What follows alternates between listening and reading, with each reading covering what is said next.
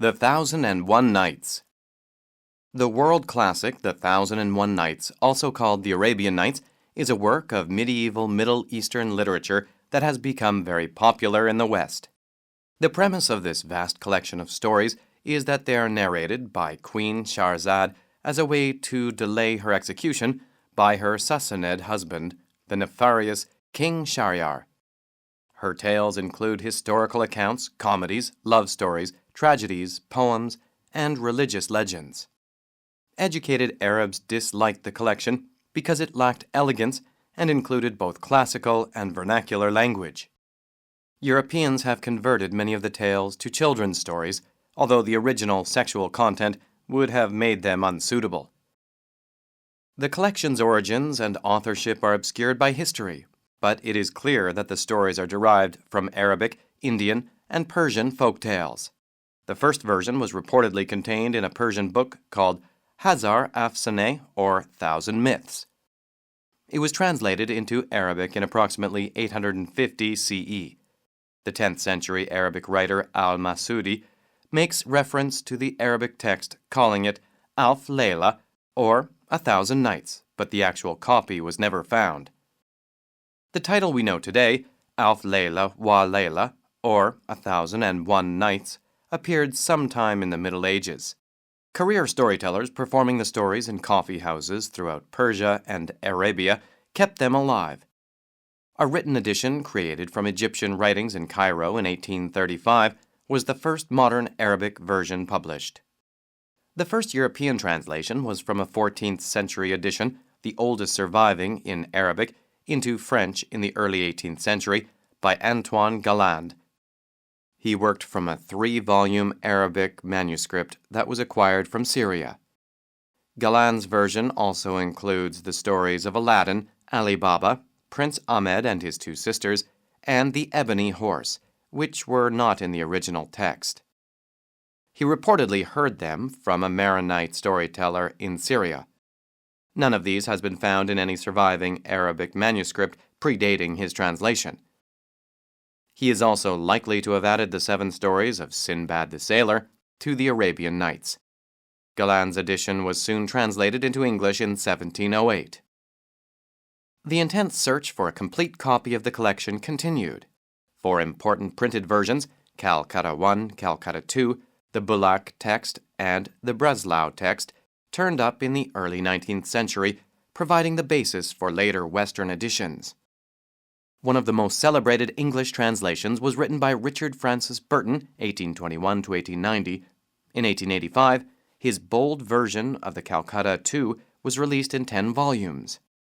It was followed a few years later by 6 volumes from other texts. While primarily relying on the more recently recovered versions, Burton also included the stories in Galland's translations.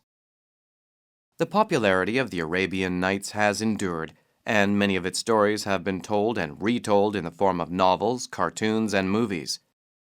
In particular, the story of Aladdin's lamp has been the subject of many popular adaptations, including an animated film by Disney. In the story, a young, incorrigible Aladdin is tricked by a sorcerer and trapped in a magical cave, where he finds an unusual oil lamp. The lamp contains a genie who can grant the wishes of the person who possesses the lamp. Aladdin's wishes to become rich and marry a princess are realized, despite the sorcerer's continuing ploys to hinder them. The narrative framework story of Shahrazad seems to have been added in the 14th century. In this framing story, King Shahryar was betrayed by his first wife and becomes convinced of the unfaithfulness of all women.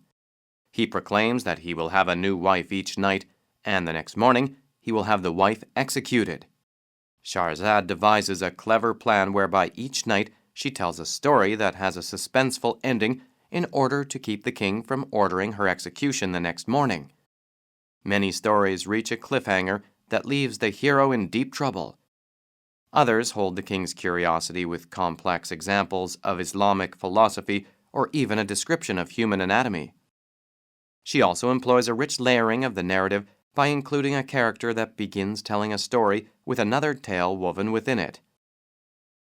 Finally, after 1,001 stories and nights, and having given birth to 3 sons, Shahrazad convinces the king of her faithfulness, and he cancels her execution decree. The Epic of Gilgamesh. The Epic of Gilgamesh is the oldest surviving written record of ancient oral traditions. Various versions of the epic have been found in cuneiform text on clay tablets. Sumerian versions date from 2000 BCE, while the Akkadian language tablets, typically used in modern translations, are from approximately 600 BCE. 12 tablets were discovered in Nimrud in present-day Iraq and translated in 1872 by the Englishman George Smith. While none of the many versions of the epic are complete, as there were invariably damaged or missing tablets, these are the most well-known. Because he appears in multiple written records, Gilgamesh was likely an actual person according to archaeologists. The best evidence is the descriptions of his interactions with other kings who are better documented in the epic. Such descriptions place Gilgamesh in power in Uruk, Babylonia, about 4,600 years ago. The Epic of Gilgamesh takes the form of a narrative poem and for this reason is frequently compared to other epic poems such as Homer's Odyssey. There are 3 notable similarities in the structure of these epic poems. First, incredible figures populate mythical lands. Second, the characters endure a series of strenuous voyages and challenging treks. And finally, mortals try to conquer gods and demons. Gilgamesh, as the hero of the epic, has a series of adventures, encountering gods, demons, and mythical and mysterious lands in the course of the story. In the process, the epic covers several universal human themes. One theme is the bond of enduring friendship. Gilgamesh and the wild Enkidu initially fight but become fast friends after Enkidu submits to Gilgamesh's greater power. After the two kill the demon Humbaba along with the bull of heaven, the gods kill Enkidu as punishment, causing Gilgamesh to deeply mourn the loss of his friend. A second theme, and perhaps the most important among the epic's motifs, is Gilgamesh's search for immortality. He is by some accounts 2/3 god, yet he still must die. Fearing death and not wanting to suffer the fate of his friend Enkidu, he goes in search of immortality. In the process, he meets Utnapishtim, an immortal human who survived the Great Flood. Unfortunately, Utnapishtim explains to Gilgamesh that all human enterprise is temporary and that death is a necessary part of life. In the end, Gilgamesh realizes that humans can attain immortality through their work, leaving a legacy behind when they die. A third theme in the Gilgamesh epic is the powerlessness of humans against their gods. Throughout the tale, humans are thwarted and punished as they attempt to subvert the natural order or will of the gods. Gilgamesh cannot attain immortality, cannot keep his friend at his side, cannot taunt the goddess Ishtar, and cannot live a life without pain, suffering, and death. Utnapishtim tells him specifically that death is the will of the gods and not within Gilgamesh's control. The Epic of Gilgamesh has had an amazing effect on both ancient and modern literature. In addition to sharing the epic form, it also shares content with the classic Greek epic, the Odyssey. In particular, Odysseus and Circe have comparable functions in the narrative to Gilgamesh and Siduri.